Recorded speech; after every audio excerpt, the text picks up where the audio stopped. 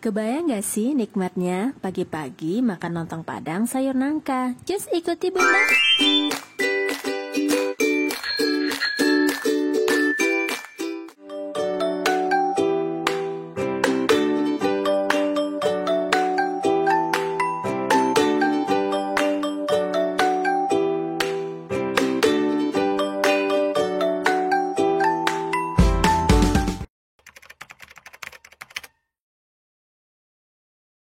Untuk bahannya, cabai merah keriting, cabai rawit besar, ini opsional ya Bunda, daun jeruk, daun salam, bawang merah, bawang putih, serai, laos, dan juga jahe ya Bunda ya.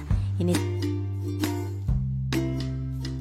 bahan utamanya adalah sayur nangka yang telah direbus terlebih dahulu ya Bunda. Ini adalah santannya. Jika Bunda nggak mau repot, bisa beli yang udah jadi aja ya Bunda.